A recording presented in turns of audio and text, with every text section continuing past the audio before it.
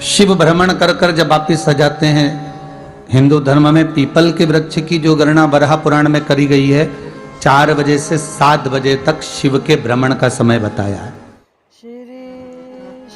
शाम को। तो 7 बजे से लेकर फिर रात्रि 9 बजे तक लक्ष्मी और दरिद्रता फिर भ्रमण पर जाती है। इनका एक समय निश्चित है महाराज। भ्रमण कर कर आ जाना। अब इस बीच में जब लक्ष्मी और दरिद्रता दोनों निकल कर जा रही हैं, तो दोनों एक भाव रख कर जाती हैं कि आज हमको कहां प्रवेश करना है।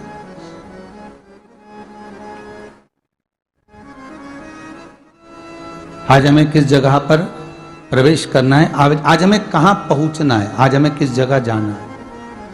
और जिस नगर में जिस मार्ग से लक्ष्मी और दरिद्रता निकल कर जाती है, ये दोनों का जब निकलना होता है, इनको स्थान दिया गया जहां पर स्वच्छता हो, घर के दरवाजे पर रंगोली डली हुई हो, द्वार पर जल छीटा गया हो। महाराज, उस द्वार पर लक्ष्मी प्रवेश करती है तो दरिद्रता भी जाने लगती है अंदर। जब दरिद्रता अंदर जाने लगती है तो लक्ष्मी उसको रोक देती है, पहले मैं देखकर आती हूं कि तेरे लिए स्थान है कि नहीं, तू यहां रुक।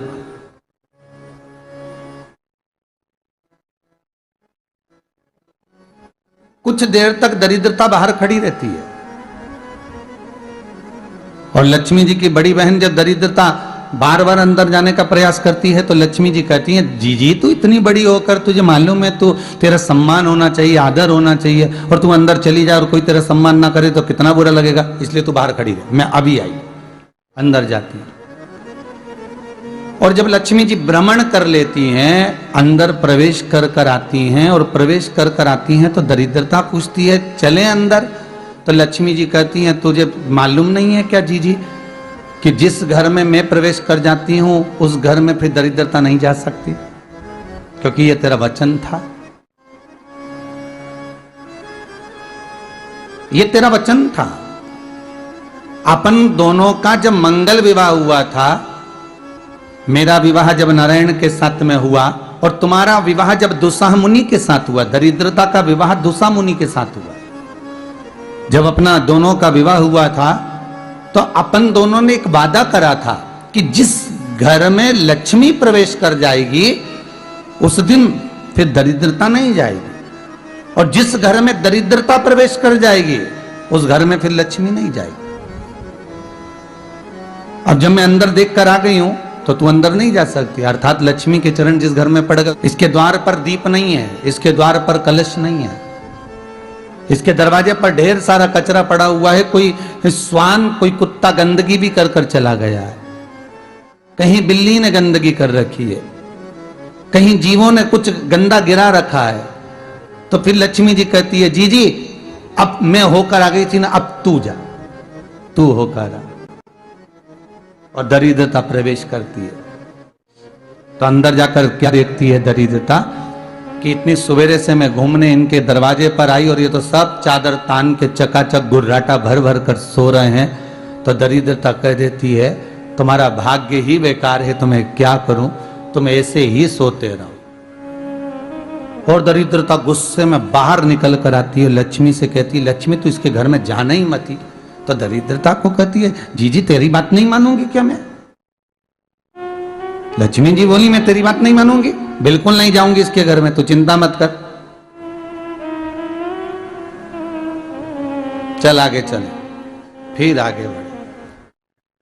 ये लक्ष्मी और दरिद्रता का प्रवेश है। आपके घर का द्वार, आपके घर का दरवाजा। फिर निवेदन करूंगा एक बहुत सुंदर बात, हमें महाराष्ट्र से सीखना चाहिए, हमें साउथ से सीखना चाहिए, दक्षिण से। जिस समय पर भक्ति देवी यमुना जी के घाट पर रो रही थी अपने पुत्र ज्ञान और वैराग्य को गोदी में लेकर, समय देवऋषि नारद ने प्रश्न किया था कि तुम कहां पर पोषित हुई हो, तुम्हें ऊर्जा कहां से प्राप्त हुई? तो कहा मैं गुजरात से तो चली हूं, और वहां से चलती चलती भक्ति देवी कहती है मैं बहुत दुखी होकर, बूढ़ी होकर, द्रवित होकर, बड़ी दुख में वहां से चलते चलते जब मैं महाराष्ट्र में पहुंची तो मैंने वहां जाकर देखा कि वहां पर लोग हर पल हर घड़ी ब्रह्म मुहूर्त में उठकर स्मरण करते हैं, नाम जाप करते हैं, और दरवाजे पर जल छीट कर रंगोली डालते हैं।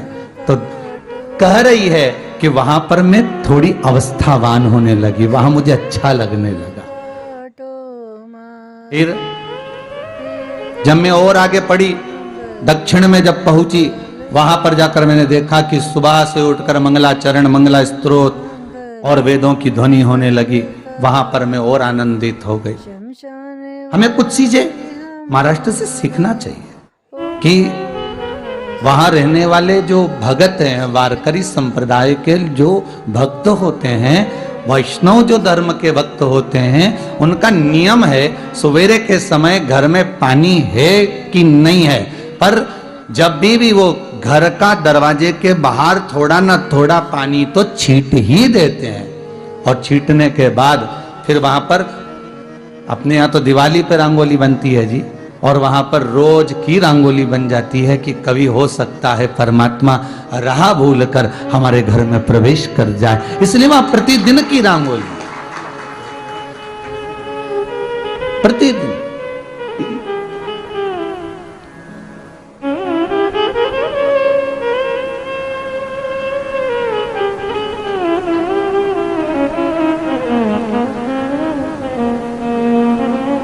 हमें सीखना चाहिए थोड़ा सा। आज के जमाने में तो बहू अपने कमरे की झाड़ू लगा ले, वो ही बहुत बड़ी बात है। हो खड़ी खड़ी बहू ये देखती रहेगी कि नौकरानी सही से झाड़ू लगा रही, वहां से लगा के लाओ, इधर से हेड के ले जाओ, वहां से कचरा सोरो, वहां से पोछा लगाओ। खड़ी रहेगी, उंगली से बताती रहेगी, पर इतना नहीं बनेगा कि सेविका से, नौकरानी से, दासी से कह दे कि तू मम्मी पापा के कमरे की लगा ले, मैं मेरे कमरे की लगा लूंगी, तू जा उधर। थोड़ा दया का भाव अगर होता तो उसके मन में भी आता कि मेरी बड़ी सेठानी तो अपनी जगह पर है, पर छोटी तो सेठानी की भी बड़ी सेठानी है जो मुझ पर करुणा करती रहती है। पर बड़ी तो कहे कि बेटा रहने दे, तू उधर ले जा, जब भाभी के कमरे में देख ले जा, उसके बच्चों का बड़ा फैलारा रहता ना, तू उधर देख ले जा, तो जरा उधर, मां उधर भेज रही है।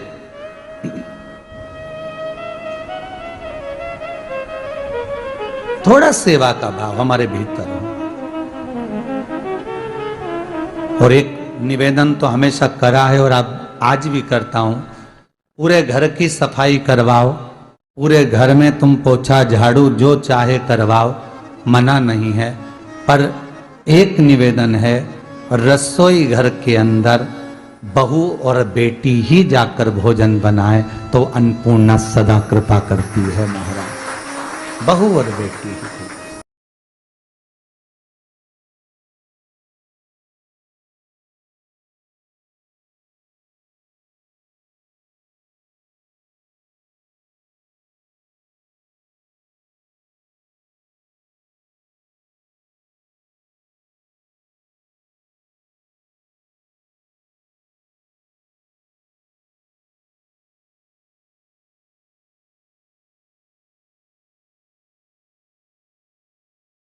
तो 10 रुपए की पुड़िया अपनी बूढ़ी माँ के लिए, बूढ़े बाप के लिए बंधवा कर लाता तो चोर नहीं कहलाता।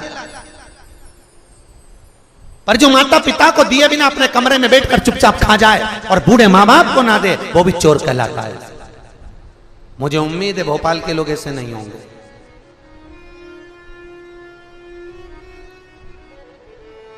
चोरी का तत्व है, भगवान को समर्पित करे बिगर भी पाले ना, ये चोटाई है, जो तत्व। लक्ष्मी जी इंद्राणी से करेंगे, भूख लग रही है, इंद्राणी दक्षिणा के जाकर अंदर प्रवेश कर उठाकर लाई और लाकर दे दिया। भले किसी के यहाँ कितना भी पड़ा हो, भले किसी की टेबल पर कितना भी भोजन रखा हो, भले 56 भोग जमे हो, पर जब तक तुमसे कहा ना जाए तब तक तुमने लेना नहीं, तब तक उसको उठाना नहीं।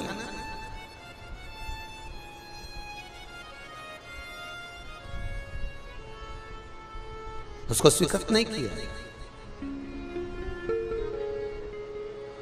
कई लोग मंदिर में पंडित जी नहीं रहते तो पंचपातर उठा के अपने ही हाथ से चरणामत ले लेंगे, अपने हाथ से तुलसी दल ले लेंगे, खा के चले जाते हैं और इतने बड़े धर्मात्मा बनेंगे, बढ़िया चकाचक टंगा पाटी पाट फुड़ा के सिर पे पल्लू मल्लू लेके, और सब पंडित जी नहीं है, इनने ही सब ले लिया, ले लुआ के चल दिए। ईमानदारी से बोलो, हो कि नहीं चोटते? अरे बोलो तो सही, चोर हो कि नहीं? आज्ञा ली तुमने?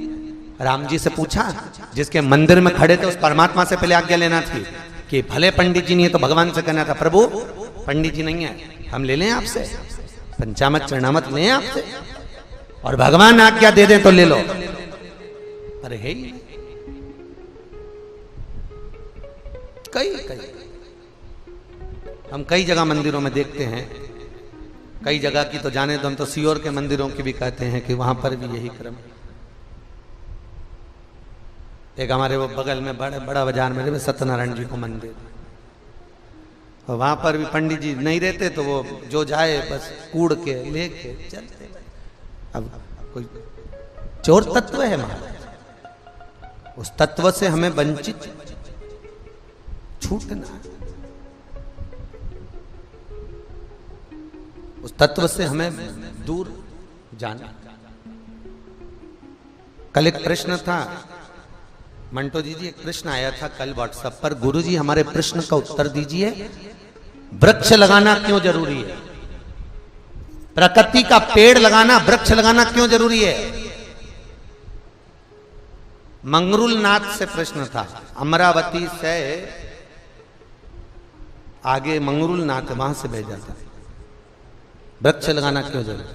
हमने कहा भैया उसका एक कारण स्कंद पुराण में लिखा हुआ कि मातृ ऋण, पितृ ऋण, देव ऋण, गुरु ऋण और लोक ऋण। कितने ऋण? 5। लोक ऋण, लोक ऋण मनुष्य पर कब चढ़ता है? जब उसका अंतिम संस्कार होता है। अंतिम संस्कार के समय पर उसके नीचे चिता जलाते समय लकड़ियां लगाई जाती है, उस लकड़ी में जो आग लगती है, उस लकड़ी का ऋण मरने वाले की छाती पे चढ़ जाता है, उसको कहते हैं लोक ऋण। कौन सा ऋण है वो? लोक ऋण। गरुड़ पुराण के 5वें अंश में भी लिखा हुआ है, मातृ ऋण चुकाना सरल है, पितृ ऋण चुकाना सरल है, गुरु ऋण चुकाना सरल है, आदि जितने ऋण हैं चुका सकते हो, पर लोक ऋण कब चुकेगा? तो भगवान कहता है इसको लोक ऋण चुकाने के लिए एक बार फिर जन्म दिया जाए, और ये पृथ्वी पर जब जन्म लेगा एक वृक्ष लगाएगा, वृक्ष लगाएगा तब जाकर इसका जो चिता के समय जला हुआ जो ऋण था तब चूकेगा। उस लोक ऋण को चुकाने के लिए पुनः जन्म मिलता है कि एक वृक्ष लगाओ, मरने से पहले एक पेड़ लगाकर जाना, जिससे हम उस ऋण से चूक जाएं, उस ऋण से हम वंचित हो जाएं। वो लोक, उस ऋण से हम दूर हो जाए। परिता आप में से किसी ने लगाए कि नहीं लगाए? लगाए, सबने लगाना चाहिए। एक वृक्ष अवश्य लगा कि हम मरेंगे और मरने पर किसी का ऋण लेकर नहीं जाना, मरने पर किसी को छाती पर बिठा कर नहीं जाना, उस ऋण से चूक कर जाना है, उस ऋण से वंचित होकर जाना। वो लोग पर दुनिया के लोग बस ये 2-4 ऋण बता देते, माता ऋण, पिता ऋण, गुरु ऋण, पर ये कभी नहीं बोलते कि प्रकृति का भी ऋण हमारे ऊपर लगा हुआ, उसको भी ध्यान दो। और वो ऋण हो, वो लोक ऋण, वो ऋण हमारे जीवन का सार्थकता का अनुभव करा रहे।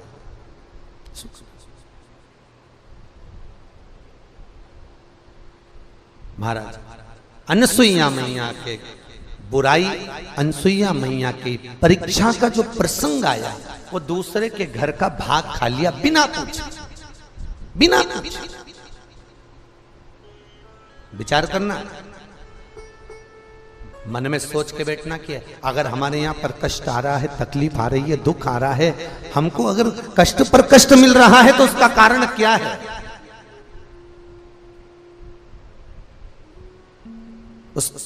उसका कारण क्या है? आज लक्ष्मी जी ने नारायण से कहा, नारायण ने समझाया, लक्ष्मी नहीं मानी। तीनों ने अपने अपने पतियों से कहा, तीनों ने समझाया, नहीं माने। भिक्षा मांगने गए, अनसुईया जी के दरवाजे पर जाकर भिक्षा मांगी, भिक्षा मांगी। अनसुईया जी निकल कर बाहर आई, लो बाबा ये ले लीजिए। बाबा बोले, माँ आप वस्त्र उतार कर आइए, बिना वस्त्र के भिक्षा देना पड़ेगा। अनसुईया जी कहती हैं, बाबा पर पुरुष के आगे नारी वस्त्रविहीन कैसे आ सकती? ये भी तो दोष है। पर पुरुष के आगे नारी वस्त्रविहीन ना हो, दोष। आप बताओ,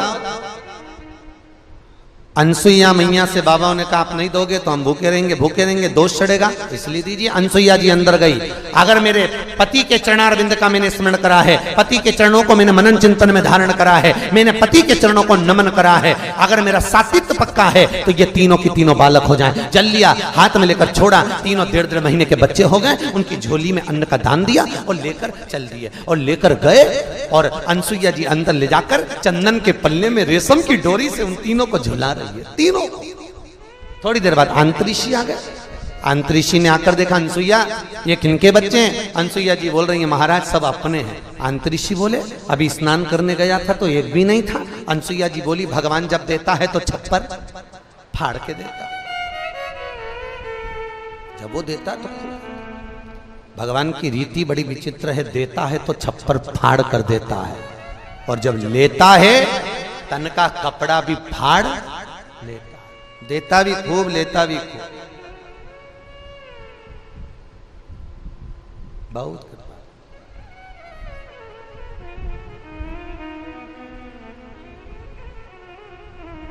अनसुईया, अंतरिक्षी ने पूछ लिया। अब इनके घर तो आनंद था, वो त्रिवेणी संगम की नींद उड़ गई। लक्ष्मी, पार्वती, सरस्वती। पार्वती ने सरस्वती से पूछा, क्यों तेरा आया क्या? सरस्वती ने लक्ष्मी से पूछा, तेरा?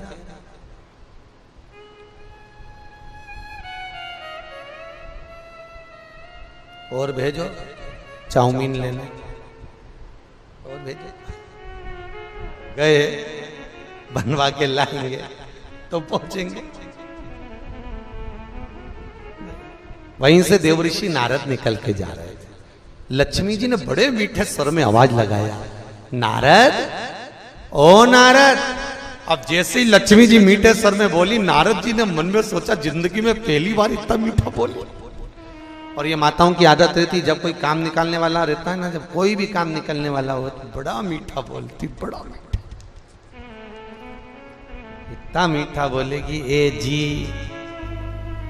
पति भी बेचारा ऐसा पसीज जाए, 500 का नोट निकाल के दे दे, इतना मीठा, इतना मीठा। अब बहुत मीठा बोली अनसुईया। लक्ष्मी जी ने आवाज लगाई, नारद जी ने पूछा, बोलो माँ क्या बात है? माँ बहुत पूछती हैं, ये बताओ तुमने कहीं पिताजी को देखा है? हाँ देखा है, वो तो अनसुईया। ठीक है नारद, हमारे पतियों को हम लेकर कैसे आए? नारद जी बोले, जैसे वो मांगने गए थे ऐसे तुम चली जा।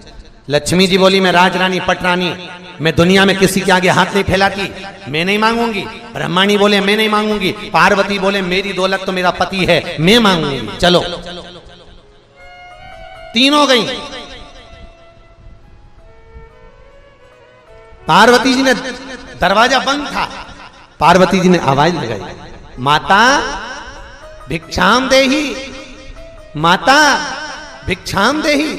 जैसे ही पार्वती जी ने आवाज लगाई, ब्रह्मा विष्णु दोनों सो रहे, बीच में महादेव, और महादेव के कानों में जैसे ही पार्वती के शब्द गए, शब्द को भगवान महादेव पहचान गए। पहचानते सी दोनों को कोनी मार के कहा, मेरी तो आ गई, दोनों को कोनी मारा। इतने में भगवान विष्णु और ब्रह्मा जी बोले, प्रभु अकेले नहीं जाओगे, हमको भी साथ में लेके जाओगे? अकेले नहीं। भगवान बोले, ठीक चलेंगे। तो चलना है तो रोना चालू करो। तीनों ने रोना चालू करा। अनसुईया जी ने दरवाजा खोला। जैसे ही दरवाजा खोला तीनों रोने लगे। अनसुईया जी को लगा इन तीनों ने नजर लगा दी। दरवाजा वापस बंद करा और अपने तीनों बेटों की नजर उतारी। पैर का धूल बमोल का कांटा, राई नोन मिर्च और आटा। नजर उतारने का सामान। और तीन थी, एक एक की 21 मिर्ची लाई अनसुईया जी। और जो तीनों पे से उतार के चूल्हा में झोंकी। जैसे ही चूल्हा में डाला, डालते ही मिर्ची की धांस बाहर गई। इतने में पार्वती सरस्वती से बोली, जरा देख तो सरी, बहुत तेज धांस आ रही, कहीं अपने पतियों को चूल्हा में तो नहीं झोंकी आई है, जरा देख। अब दरवाजे में एक छोटी सी संद थी। पहले दरवाजे लकड़ी के होते हैं तो उसमें छोटी सी रकील, उस रकील में से सरस्वती अंदर झांक रही। अब जैसे ही सरस्वती अंदर झांकी, इतने में पीछे से देवऋषि नारद आकर बोल दिए, वाह माँ, आप दूसरे के घर में झांकी हो। माता, ये आदत आपकी भूमंडल पर, पृथ्वी पर माताओं में आएगी। ये जब भी घर से निकलेगी तो पड़ोसी के घर के दरवाजा झांक कर ही जाएगी। आज भी माताओं का एक क्रम है, तुम देखना, घर में भले ही अचार डाले नहीं डाले, पर पड़ोसन से जरूर पूछे कि तूने डाल लिया। ये दिवाली पर अपने घर की रंगोली बाद में बनाती, पहले पड़ोसी का ओटला की देखती, इसने कौन सी बनाई। ये माताओं की आदत है, पहले वो देखिए। देख, अब अनसुईया मैया दरवाजा खोली, तीनों चरणों में आकर गिर गई। माँ, ये हमारे पति हैं। अनसुईया जी ने कहा, तुम्हारे पति? हाँ। इतने में अंतरिक्षी आ गए। अंतरिक्षी ने पूछा, अनसुईया ये कौन है? अनसुईया जी बोली, ये तीनों अपनी बहुएं हैं। अभी इनके बेटे तो ये इनकी बहू। अंतरिक्षी ने अनसुईया से कहा, अनसुईया तो पागल हो गई, बेटा इतना सा ने बहू लिए 7-7 हाथ की। इतने में अनसुईया जी बोली, महाराज, आजकल की बहुएं कमाता हुआ पति मिल जाता है, लेकर के अलग हो जाती हैं। हमने कैसे पाल पोस कर बड़ा करा ये हम जानती हैं। उठान दो, छाटो, हर माल 2 रुपया, जिसका जोन सा ले जाओ, उठा उठा। जब बड़ा करेगी ना, जब मालूम पड़ेगा, उठा। बहुत ध्यान देने की कथा है अनसुईया जी की। अनसुईया जी कह रही हैं, हमने कैसे बड़ा करा ये हम जानती हैं, तू जब बड़ा करेगी तुझे मालूम पड़ेगा। हमारी तो निकल गई, हमारी तो निकल गई। अब दिक्कत तो ये है कि तेरा क्या होगा रे कालिया, आगे दिक्कत तो ये, हमारा तो जो हो गया हो गया।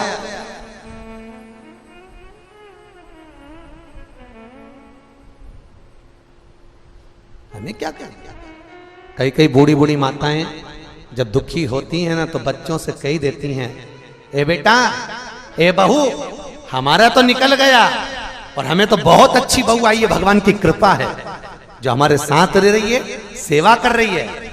और जो तुम्हारे नवनिहाल हैं, छोटे छोटे गोदड़ी के लाल, इनकी कैसी जगदम्बा आएगी ये तो मालूम पड़ेगा बेटा।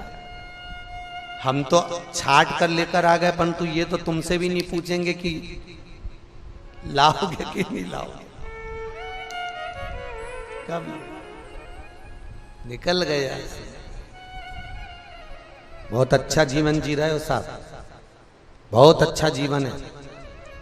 और मनुष्य की देह मिले तो प्रसन्न चित्त में जीना, कभी रोकर मत जीना, बहुत प्रसन्न।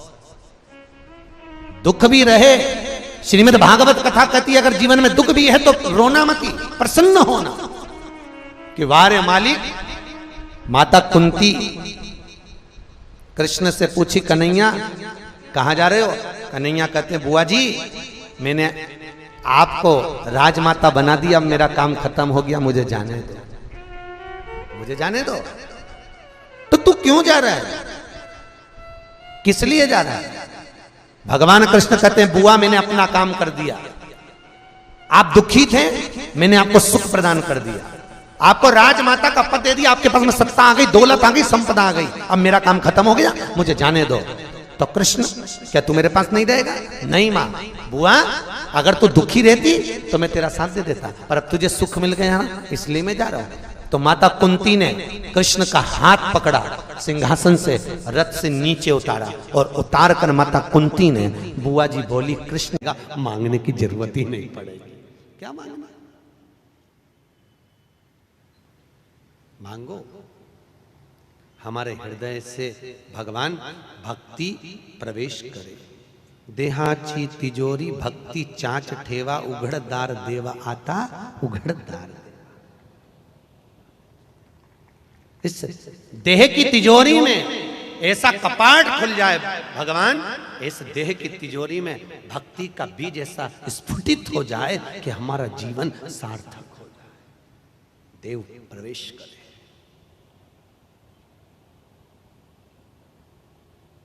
देह में प्रवेश परमात्मा का,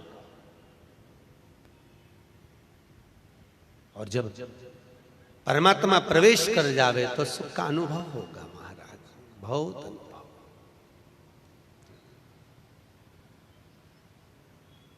दुनिया के लोग पूछेंगे जो तुम इतना मुस्कुरा रहे हो क्या गम है जिसको छुपा रहे हो। याद रखना, संतों के पीछे दुनिया के लोग ना धोखे पड़े रहे। मीराबाई को अपशब्द कहा, नामदेव जी को लोगों ने ताने दिए, तुकाराम जी को लोगों ने अपशब्द कहे, संत ज्ञानेश्वर जी के लिए लोगों ने अपशब्द कहे। परीक्षा लेने के लिए वो सिंह पर बैठकर हाथ में सांप का कोड़ा लेकर आया, संत ज्ञानेश्वर जी के लिए।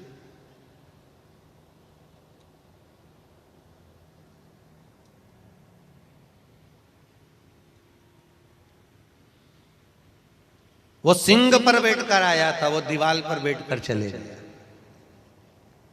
तो जीवित को लेकर आया है, वो निर्जीव को लेकर चले गए। निर्जीव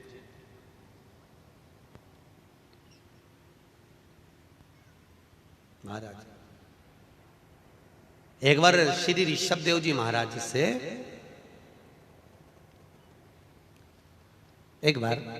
श्री ऋषभ देव जी महाराज से उनके पुत्र श्री भरत जी ने पूछा,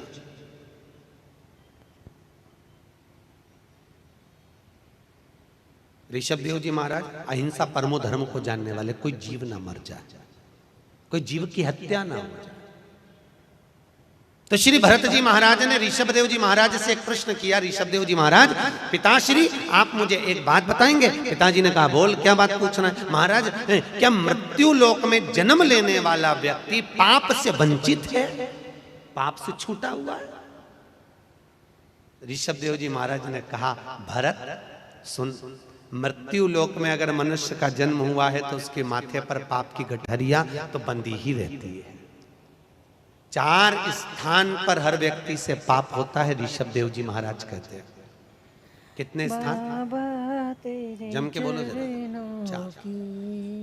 संत श्री ऋषभ देव जी महाराज सदगुरु परमात्मा मेरा हरि विठ्ठल का स्वरूप श्री ऋषभ देव जी महाराज भगवान नारायण के ही अंश स्वरूप हैं, और वो कहते हैं 4 स्थान पर हर व्यक्ति से पाप होता है। पहला, झाड़ू लगाते समय, बुआरी काटते समय छोटे छोटे जीव मर जाते हैं, उसका पाप माथे चढ़ जाता है।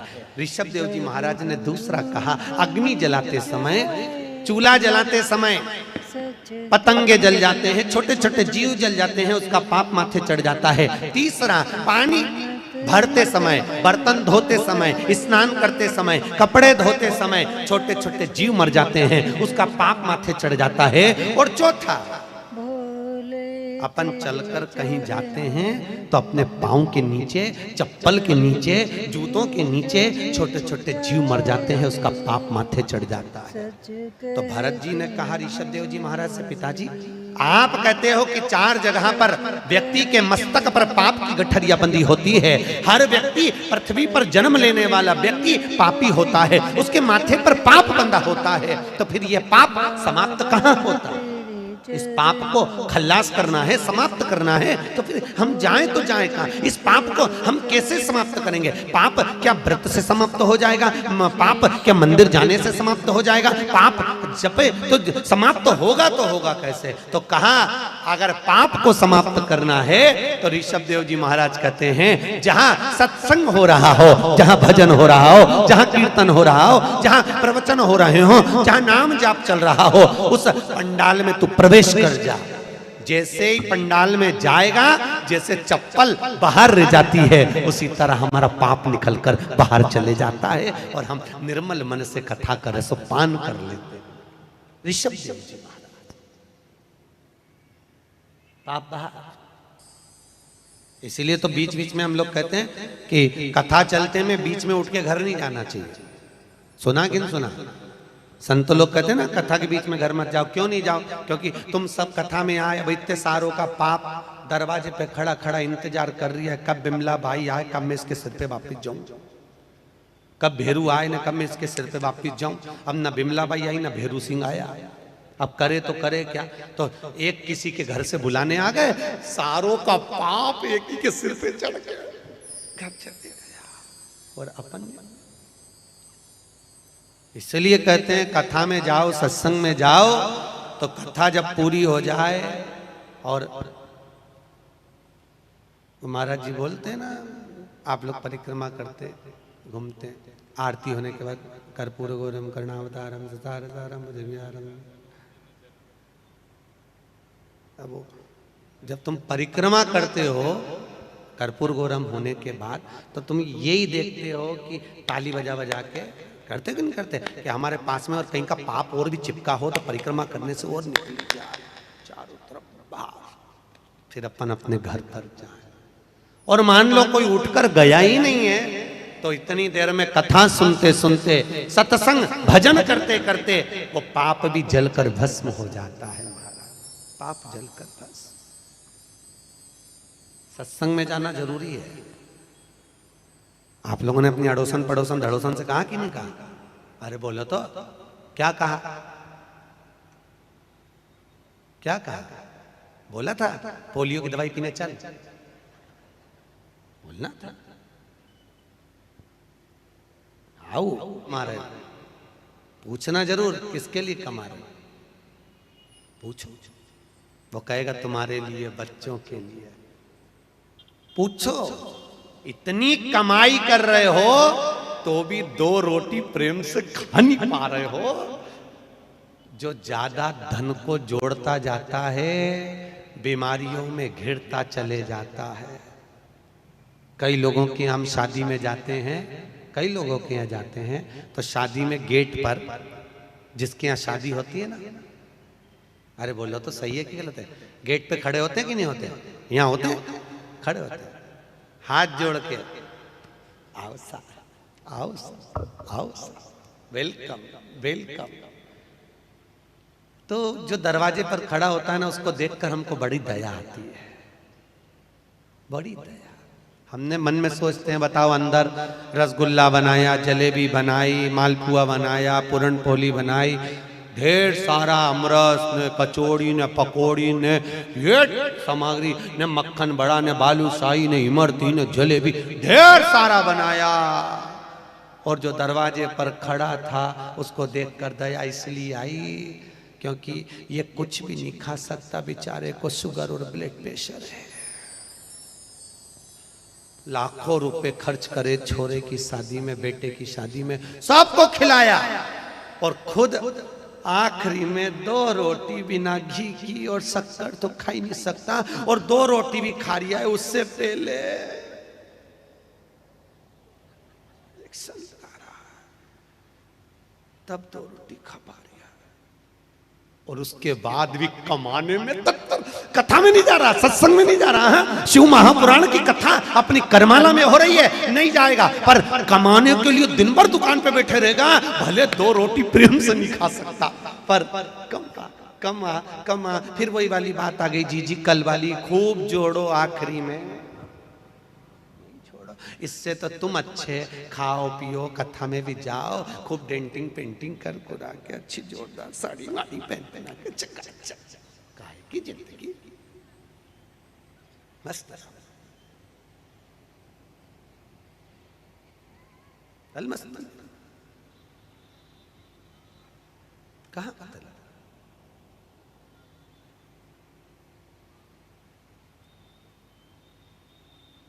जब दांत रहते हैं तब चने नहीं मिलते। क्या नहीं मिलते? चने। जब चने मिलते हैं सोफा सेट गायब, तब चने मिले। चने नहीं, जब चने हैं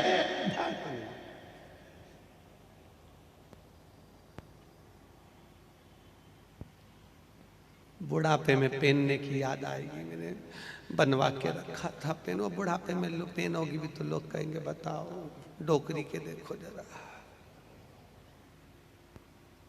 कहां गजब ढाने जा रही है, कहां जाए। भजन घर के लोग कहें कहां जा रही है, शिव महापुराण में कथा में क्या रोज रोज जा रही है, कह देना उधर की तृप्ति के लिए रोज भोजन जरूरी है, आत्मा की तृप्ति के लिए रोज शिव महापुराण जरूरी है। ये आत्म तृप्ति का विषय, आत्मा छूटे मुख से भगवान का नाम ना छूटे। और हम कई बार लोगों से कहते हैं तीर्थ भी नहीं जा सकते तो मत जाओ, अपने घर में अगर बुजुर्ग माता पिता हैं उनकी सेवा कर लो, पूरे तीर्थों का फल मिल जाएगा साहब, पूरे तीर्थों का। मत जाओ। एक वो अपन भजन गाते हैं ना, इस कल युग में तीर्थ का क्या काम है, अरे बोलो तो, इस कल युग में तीर्थ का क्या काम है, कर लो घर में सेवा वही तो चारों है, चारों धाम है। जिसके घर में सास ससुर वही बद्रीनाथ है, कर लो उनकी सेवा वही तो चारों धाम है। जिनके घर में जेठ जेठानी वही द्वारिका नाथ है, कर लो उनकी सेवा वही तो चारों धाम है। जिनके घर में पति देव, अब क्यों हंसे, मैंने तो कुछ बोला ही नहीं। देखना भैया बिना बोले हंस रहे हो, नहीं तो मालूम पड़े रात को सोती सोती उठ के बैठ के हंसने लगे पति, अरे सो जाओ। अब पति भी बेचारा चिंता में पड़ जाए, जब से शिव पुराण में गई है पगला गई बावरी हो सुधी नहीं। कि जिसके घर में पति देव वही जगन नाथ है, कर लो उनकी सेवा। गला नहीं, कर लो उनकी सेवा यही तो चारों धाम है। और कितनी सुंदर बात इस भजन की है, ध्यान रखना। जिसके घर में सुलक्षण नारी, कौन सी नारी, सुलक्षण, जिनके घर में सुलक्षण नारी वही घर धाम है। और जिसके घर में चंद्र घंटा, फिर तो वो घर नहीं हो सकता। कुरुक्षेत्र का मैदान, दादा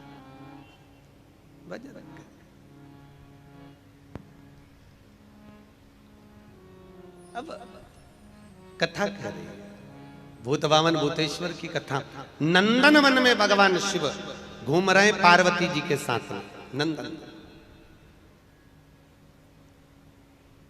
और नंदन वन में घूमते घूमते भगवान शंकर पार्वती के साथ में जब भ्रमण कर रहे थे, माता पार्वती शिव दोनों चलते चलते भगवान के हृदय चित्त से एक तेज पुंज निकला, हृदय चित्त से। और हम अपने दुखों को दूर कर सके, शिव और उस तेज पुंज को अच्छी होती है तो उसी समय पर भगवान के हृदय चित्त से जो तेज पुंज निकला, माता पार्वती जब जल लेने के लिए शंकर भगवान के लिए गई तो भगवान के हृदय चित्त से जो तेज पुंज निकला, उस तेज पुंज को अग्नि देवता ने अपने हाथ में लिया। और अग्नि देवता उसको हाथ में लेकर गए। अग्नि देवता ने विचार करा, भगवान शंकर के हृदय चित्त से जो तेज निकला है, इसको ले जाकर कहाँ छोड़ूं। अग्नि देवता ने ले जाकर उस तेज पुंज को ले जाकर विचार करा, करूं तो करूं क्या।